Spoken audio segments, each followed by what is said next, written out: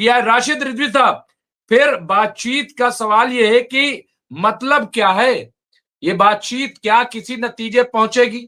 कई बार लगता है कि नहीं, बातचीत बड़ा पॉजिटिव है, या इस तरह की खबरें जो आ रही हैं ये इजराइल जो है वो इसको जरा निगेटिव उसमें भेज रहा है क्या मामला? मुमताज भाई, अभी बातचीत चल रही है, ऐसा नहीं है कि बातचीत खत्म हो गई है। सुबह 3 घंटे तक बातचीत चली। बातचीत पे उनके बीच में जो मसौदे थे वो सामने रखे गए। ईरान ने क्लियर कर दिया कि हम तो पहले ही से बोल रहे थे कि हमको न्यूक्लियर बम नहीं बनाना। और डोनाल्ड ट्रंप का अगर ये कहना है, उनकी ये चिंता है कि ईरान न्यूक्लियर बम बना रहा है, तो इस उनकी ये चिंता ईरान दूर कर रहा है। ईरान कभी भी न्यूक्लियर बम न उसने बनाया है, कभी न्यूक्लियर बम बनाएगा। तो अब इन बातों से एक चीज तो क्लियर हो गई है कि जो अभी तक गाहे बगाहे ये शक मशकूक वाली बात होती थी कि कहीं ईरान ने न्यूक्लियर बम बना तो नहीं लिया है और ऐलान नहीं कर रहा है, तो आज वो चीज तो क्लियर हो गई कि ईरान ने ना न्यूक्लियर बम बनाया है और ना ही न्यूक्लियर बम वो बनाएगा। अब आते हैं दूसरे मैटर पे। उनका कहना ये था कि जो आपके पास जो आपने यूरेनियम इन्वेस्टमेंट जो आपने किया है, वो आप ईरान से बाहर निकालिए और जीरो लेवल पे लेके आइए। तो इसके ऊपर उन्होंने कहा कि ये पॉसिबल नहीं है कि हम अपना जो इन्वेस्टमेंट वाला यूरेनियम है वो हम किसी को देंगे, ईरान से बाहर ले जाएं। और हम इस बात पे भी जरा भी सहमत नहीं है कि हम यूरेनियम इन्वेस्टमेंट नहीं करेंगे। हम हमारी जो जरूरियात है हम उसके ऊपर जाएंगे। तो अभी तो मैटर न्यूक्लियर इन्वेस्टमेंट पे ही चल रहा है। मिसाइल प्रोग्राम का, प्रॉक्सी का अभी कोई मैटर आया ही नहीं। तो अब राउंड की वार्ता शुरू हो गई है। अभी वार्ता उनकी खत्म नहीं हुई है, बातचीत उनकी चल रही है जिनेवा में। जब बाहर बात हो जाएगी क्या डिस्कस हुआ है, जबकि दोनों पक्षों से बहुत ही पॉजिटिव सकारात्मक संकेत आए हैं और लगता है कि बात अब सकारात्मक तौर पे आगे जाएगी। तो मुमताज भाई, अभी हमको इस बात का वेट करना पड़ेगा, इंतजार करना पड़ेगा कि एक्चुअल में बात को डिनाई कौन कर रहा है, कौन ऐसा है कि जो बात को नेगेटिविटी की तरफ लेके जा रहा है। तो इस पे खाली हमारी आपकी और कुछ लोगों की नजर नहीं है, पूरी दुनिया की नजर है। स्पेशली इस पे मिडिल ईस्ट की नजर भी है। मिडिल ईस्ट भी ये चाहता है कि किसी भी तरीके से कोई जंग ना हो, लेकिन बीच बीच में खुराफात करता रहता है इजराइल। वो फेक प्रोपेगेंडा करता रहता है।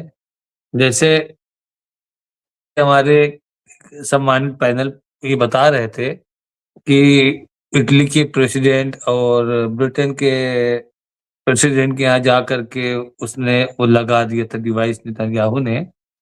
तो ये चीज तो इनके साथ भी हुई थी, बाइडेन के साथ।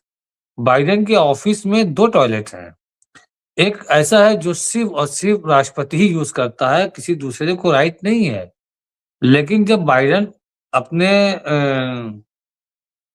स्टाफ सेक्रेटरी के साथ बात करने के लिए वहां से हटे, दूसरे लॉबी में गए, तो उन्होंने ये देखा, जब वापस आए तो देखा नेतन्याहू उसी टॉयलेट से बाहर निकल रहा है।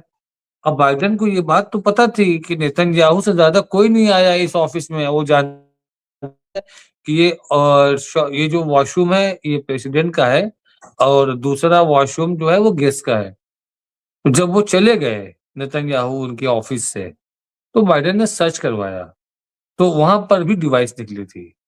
तो ये ऐसे शैतान हैं, ये अपनी हरकतों से बाज नहीं आते। एक कहावत है, चोर चोरी से जाए, हेरा फेरी से ना जाए। इसके हाथ में अगर पूरी दुनिया का निजाम आ जाएगा तब भी अपनी ये छिछोरी हरकत करता रहेगा, क्योंकि इनकी यहूदियों की फितरत में है ये। मुमताज भाई जी, मुमताज भाई।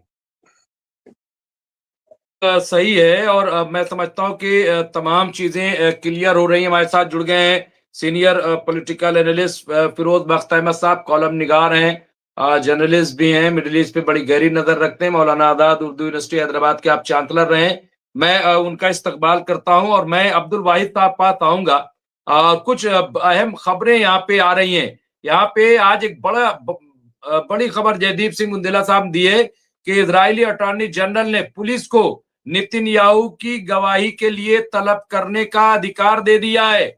जर्मन मीडिया को गोपनीय दस्तावेजों के लीक होने की जांच के मामले में, तो ये आप देखिए, ये मैं समझता हूँ बहुत ही इंपॉर्टेंट खबर है। इसके अलावा इजराइल के नेगेव में आईडीएफ सैनिकों को ले जा रही बस दुर्घटना हादसे का शिकार हो गई, जिसमें 17 जख्मी और 2 की मौत बताई जा रही की हो गई है। ये भी अपने आप में एक इंपॉर्टेंट खबर है। इसके अलावा अमेरिका के देखिए क्या खबरें अलग अलग हवालों से आ रही। अमेरिकी सेना के एक अधिकारी को सेना के जरिए अरेस्ट कर लिया गया है। आरोप है कि चीनी सैन्य पायलटों को अमेरिकी वायुसेना के खिलाफ लड़ने का प्रशिक्षण दे रहा था। यहाँ पे ये इल्जाम लगाया गया है। तो अलग अलग यहाँ पे आप देखिए खबरें आ रही अलग अलग हवाले से। लेकिन मैं अब्दुल वाहिद साहब यहाँ पे मैं आऊंगा, चूंकि यही आज एक बहुत इम्पोर्टेंट है ये कि ये मैं आपको दिखा देता हूं कि सैयद अब्बास इराक्ची ने क्या कहा। मैं इसकी स्क्रीन पर तो अब नहीं ला सकता, मेरे साथ गेस्ट बहुत आ गए, लेकिन उन्होंने कहा है कि अमेरिका ने हमला किया तो खित्ते में इसके अड्डों को निशाना बनाना हमारा हक होगा।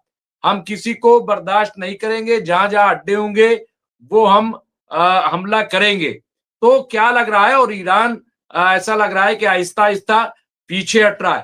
तो सिचुएशन क्या है, क्योंकि ईरान देखिए अपनी शर्तों पर अड़ा हुआ है। क्या नतीजा क्या निकलेगा, कहां कहां ये जाकर के बातचीत ठहरेगी, आपको क्या लग रहा है?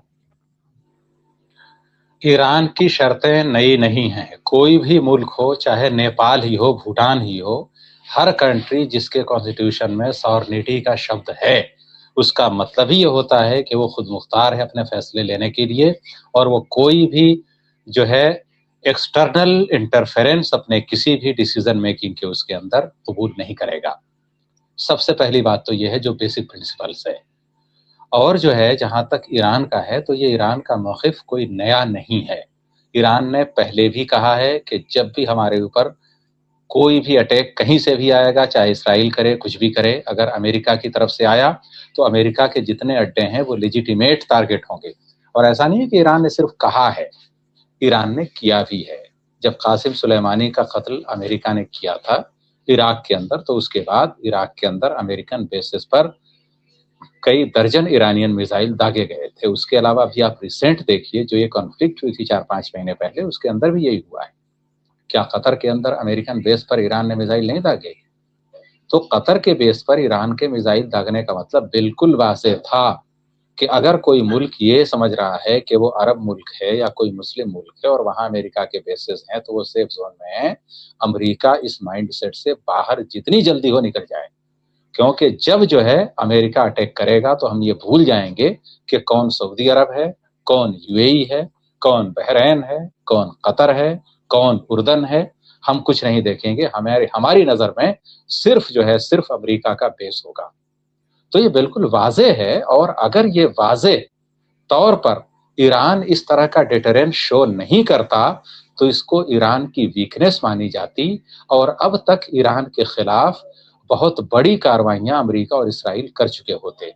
तो वो बहुत सारी चीजें ऐसी हैं। देखिए, ये जो कोयर्सिव डिप्लोमेसी की पॉलिसी अमेरिका इख्तियार किए हुए है, अब पूरी दुनिया को एक बात समझनी चाहिए कि भाई सबसे पहले न्यूक्लियर बम किसने एक्सप्लोड किया, इंसानों के खिलाफ सबसे पहले न्यूक्लियर बम किसने इस्तेमाल किया, कई लाख लोगों का कत्लेआम किसने किया, अमेरिका ने किया।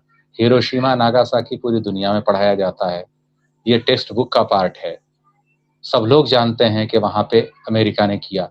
वियतनाम के अंदर आप बताइए कि न सिर्फ खूंरेजी की, बल्कि जिस वक्त अमेरिकी फौज वापस आ रही थी, वहाँ की जो पानी की सप्लाई लाइन थी उसके अंदर कौन से केमिकल मिलाए थे, कितने आदमी मारे गए थे। तो ये जो लोग इंसानियत का दर्स देते हैं, बेसिकली ये सफ़ाक इंसानियत के दुश्मन हैं। सिर्फ अपना टेस्ट चेंज करने के लिए, बहाने बनाने के लिए सब देते हैं। और मुझे खदशा है कि कहीं ये जो अक़वाम मुत्तहिदा कायम की गई है, अगर अमेरिका की पॉलिसीज ऐसी ही रही, जैसे कभी वो पीस बोर्ड बनाता है, फला फला बनाता रहता है, अचानक कई बार 60-70 ये सब जितने यूएन और दूसरे इंटरनेशनल ऑर्गेनाइजेशन है उनसे खुद को अलग करता है, तो कहीं ऐसा ना हो कि फिर अक़वाम मुत्तहिदा की हालत भी यानी यूएन की हालत लीग ऑफ नेशंस जैसी हो जाए। और इसकी एक स्ट्रांग पॉसिबिलिटी नजर आती है, क्योंकि दुनिया जिस तरह से बिखर रही है, और मैं फिर वही बात बोलूंगा कि सारी चीजें अमेरिका जो भी बयान दे रहा है कि मैं ईरान को सबक सिखाऊंगा, ये सिवाय अमेरिकन फ्रस्ट्रेशन के और कुछ भी नहीं है। अमेरिका बिल्कुल लाचार है और उसको समझ में नहीं आ रहा है कि क्या करे। कई महीने से उसके करियर एयरक्राफ्ट, वारशिप वगैरह ये सारे के सारा डिप्लॉयमेंट है। और दूसरी सबसे बड़ी चीज ये है कि वो ईरान के और इधर स्ट्रेट ऑफ हॉर्मुज़ के आसपास अपने वारशिप नहीं ला सकता, क्योंकि वो इतने हैवी हैं कि उनके लिए जो है बहुत ही डीप सी वाटर चाहिए, और वो जो है इंडियन ओशन में अवेलेबल है या फिर किसी उसमें। स्ट्रेट ऑफ हॉर्मुज़ जो है उसका पानी बहुत उथला है, और उसके लिए जो है वो बहुत छोटी-छोटी आबदोज़ की ज़रूरत होती है, छोटी कश्तियों की ज़रूरत होती है, और इस तरह की कश्तियाँ ईरान के पास वाफ़िर मिक़दार में मौजूद हैं, और जिसका वो कई बार मुज़ाहरा करता रहता है। तो वहाँ पर जो है तो अमेरिका के लिए मजबूरी भी है, उसको कई 100 किलोमीटर ईरान से पहले अपने वारशिप वगैरह और एयरक्राफ्ट कैरियर रखने पड़ेंगे। तो ये सारी की सारी चीज़ें हैं, तो अमेरिका इस बात को जानता है, और खुद उसके जो है जनरल वगैरह के बहुत सारे बयानात आए हैं कि भई अगर हम ईरान के अंदर घुसेंगे, और जहाँ कहीं boots on the ground I हैं, यानी जहाँ कहीं मिलिट्री आई है ज़मीन पर, तो आप भूल जाइए इराक को, भूल जाइए किसी और कंट्री को। अफ़गानिस्तान जिसके पास कुछ भी नहीं था, ना उनके पास कोई ऐसे मिसाइल है, ना वो कोई फुल फ्लेज उस तरह का कंट्री है कि कोई बहुत स्ट्रांग मिलिट्री है, उसकी कुछ नहीं है। 20 साल तक उन्होंने जंग की, आखिरकार क्या हुआ? अभी जो है कुछ महीने पहले वो अफ़गानिस्तान के वज़ीर ख़ारिजा दिल्ली में थे। खुद जो है दिल्ली के अंदर अपने सफारत खाने के अंदर उन्होंने प्रेस कॉन्फ्रेंस में बोला था कि अगर जो है उनसे किसी इंडियन जर्नलिस्ट ने सवाल किया था कि बागराम को डोनाल्ड ट्रंप ने बोला है कि हमें बागराम एयरपोर्ट दोबारा चाहिए, तो ईरानी वज़ीर ख़ारिजा अमीर खान मुत्तकी का वाज़ेह अल्फाज में था कि हम 20 साल फिर जंग करेगा।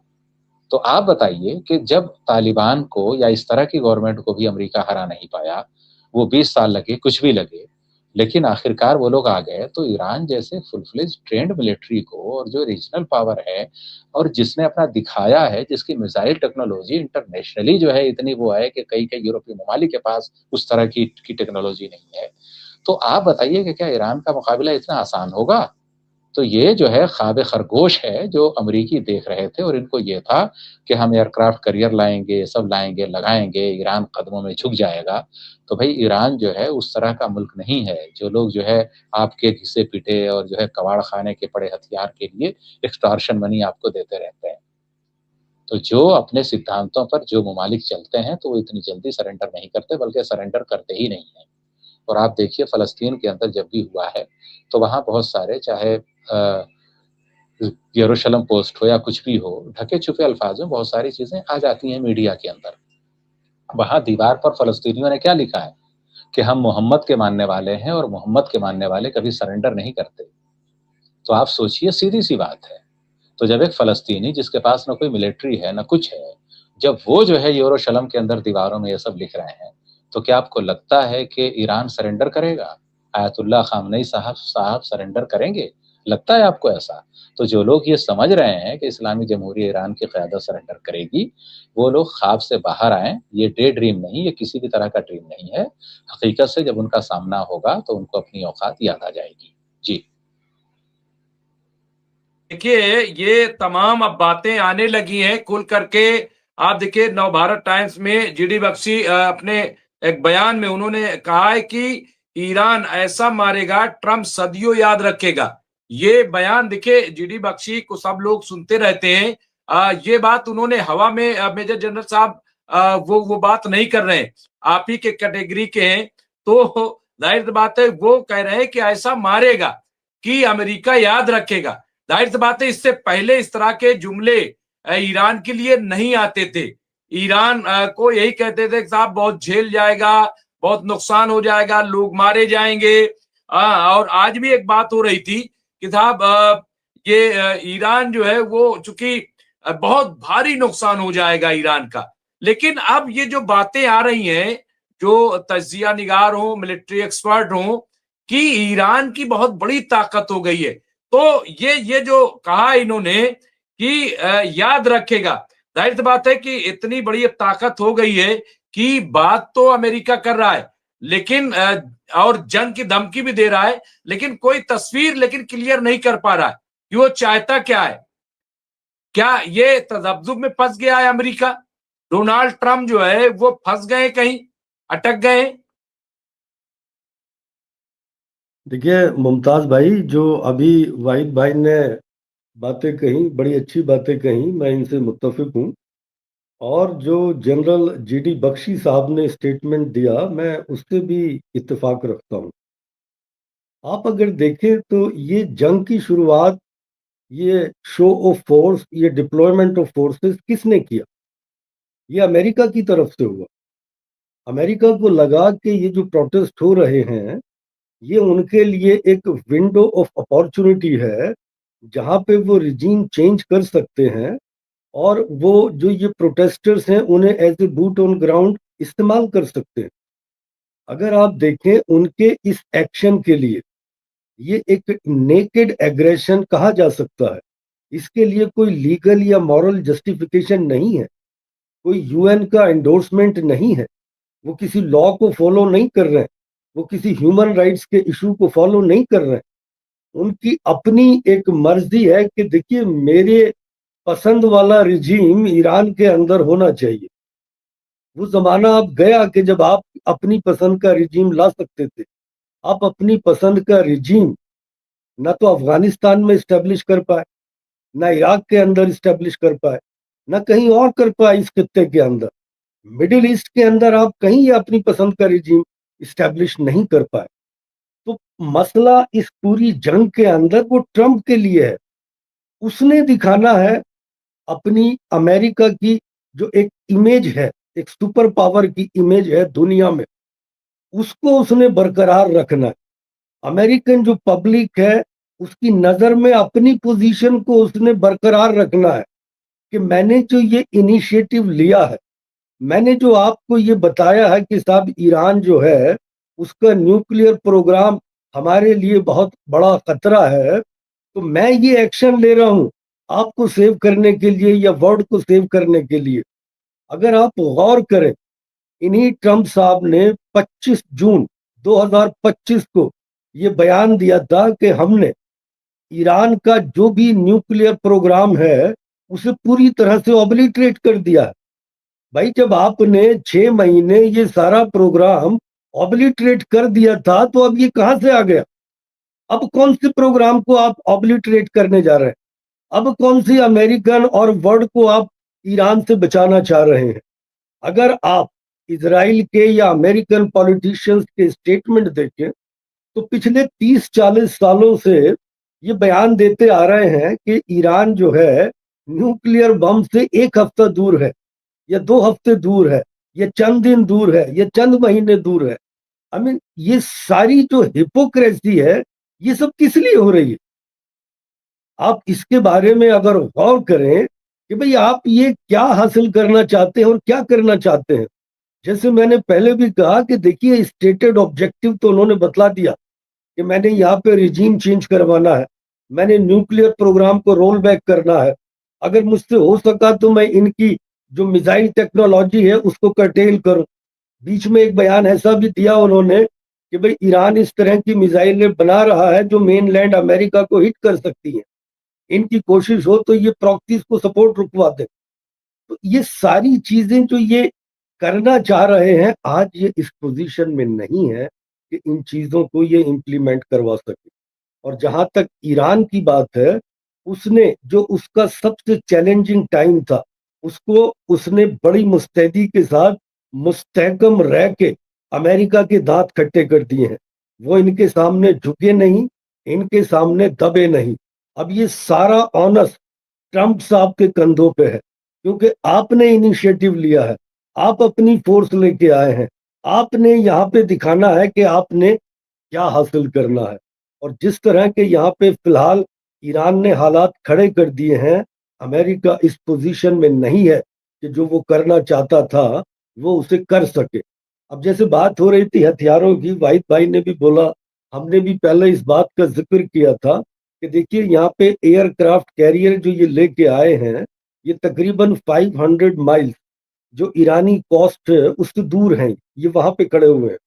और अमेरिका के पास बहुत बड़ी सबमरीन्स भी हैं, आप दो से हैं, लेकिन वो सबमरीन जो पर्शियन गल्फ है उसमें नहीं ऑपरेट कर पाती। उनके पास क्योंकि उसकी गहराई ज्यादा नहीं है तो वो बहुत अंदर तक यहाँ पे नहीं आ सकती। और जो अमेरिका के पास अपने जितने ये फाइटर एयरक्राफ्ट हैं, ये मिसाइलें हैं, इनका सामना करने के लिए आज ईरान के पास क्या चीजें हैं? देखिए, उनके पास 4 मेन हथियार हैं जिनसे वो इनका सामना करेंगे। पहली चीज, उनके पास अपनी मिसाइल टेक्नोलॉजी। दूसरी, उनके पास अपने ड्रोन्स, वो बड़े मैसिव स्टॉर्म की तरह उनका इस्तेमाल करेंगे, ओवरवेलमिंग फोर्स लेके आएंगे वो इसके जो अब्राहम लिंकन है एयरक्राफ्ट कैरियर के ऊपर। इसके अलावा उनके पास सैकड़ों और हजारों की तादाद में स्पीड बोट्स हैं जो कि पर्शियन गल्फ के अंदर जो हॉर्मुज स्ट्रेट है उसमें ऑपरेट करने के लिए बहुत मुफीद है। इसके अलावा उनके पास आबदोजें हैं, सबमरीन्स हैं, जो कि कम गहरे पानी में बहुत अच्छी तरह से ऑपरेट कर सकती हैं। तो ये अपने मेन इन 4 हथियारों का इस्तेमाल करेंगे। और जो ये अपनी प्रायोरिटी रखेंगे उसमें मेरी नज़र में पहले नंबर पे ये टारगेट करेंगे एयरक्राफ्ट कैरियर। दूसरे, जो अमेरिका की बेसेस हैं या हर वो कंट्री जो अमेरिका की मदद कर रहा है। और तीसरे नंबर पे, बल्कि मैं इसे दूसरे या पहले नंबर की अहमियत देता हूं, वो इजराइल को बड़ी शदीद तरीके से निशाना बनाएंगे। और मैं हिजबुल्लाह के लीडरशिप का भी बयान देख रहा था, उन्होंने ये कहा था कि अगर खामनाई साहब को अमेरिकन फोर्सेस ने निशाना बनाया तो हम अपनी पूरी ताकत के साथ इजराइल के ऊपर हमला करेंगे, फिर हम किसी भी तरह के रेस्ट्रेन का इस्तेमाल नहीं करेंगे। और ऐसा ही मुझे उम्मीद है कि जो हुतीज हैं वो रेड सी के अंदर अपनी फुल फोर्स का इस्तेमाल करेंगे। तो इसके साथ साथ जो ईरान है उसने अभी $500 बिलियन की डील की है रशिया के साथ, जिसमें उन्होंने मैनपैड सिस्टम वहां से रशिया से खरीदा है जो कि काम आएगा अमेरिकन हेलीकॉप्टर्स के और अमेरिकन मिसाइल्स को न्यूट्रलाइज करने के लिए। और उन्होंने जो अपना एयर डिफेंस सिस्टम है उसे बहुत मजबूत किया है। अरागची साहब ने जो अपना इंटरव्यू वो दे रहे थे एक अमेरिकन टेलीविजन नेटवर्क को, उसमें भी उन्होंने इस बात की तरफ इशारा किया है कि जो हमारी एयर डिफेंस जब जून में हमारे ऊपर हमला हुआ था उस वक्त थी, आज उससे हमने कहीं ज्यादा उसे बेहतर और इम्प्रूव कर लिया है। और आज हम बहुत बेहतर पोजीशन में हैं जवाब देने के। जब उनसे इंटरव्यूअर ने पूछा कि आप किस तरह से रिटेलिएट करेंगे, कैसे जवाब देंगे आप, तो उसने कहा देखिए मैं डिप्लोमेट हूँ, मेरा काम डिप्लोमेसी करना है, मैं बातचीत की बातें करूंगा आपसे और हम कैसे किस तरह से जवाब देंगे ये हमारी मिलिट्री लीडरशिप ने तय कर लिया है और ये हम प्रेस में नहीं बताएंगे। जब ऐसा वक्त आएगा तो दुनिया देखेगी कि हम कैसे जवाब देंगे। तो फिलहाल ये उनकी सिचुएशन है। और इसमें जो आपका कहना था कि क्या ट्रंप इसमें फंस गए हैं, वाकई जो अमेरिकन लीडरशिप है और मिलिट्री लीडरशिप है आज वो इसमें फंसी हुई है और उनकी समझ में नहीं आ रहा कि हम क्या करें। और जितना टाइम निकलेगा, ये याद रखिए, उतने टाइम में ईरान की पोजीशन, उसकी डिफेंसिव पोजीशन मजबूत होगी और अमेरिकन बेड़े जो यहाँ पे लगे हुए हैं इनकी पोजीशन कमजोर होती जाएगी मेरे असेसमेंट में। जी मुमताज।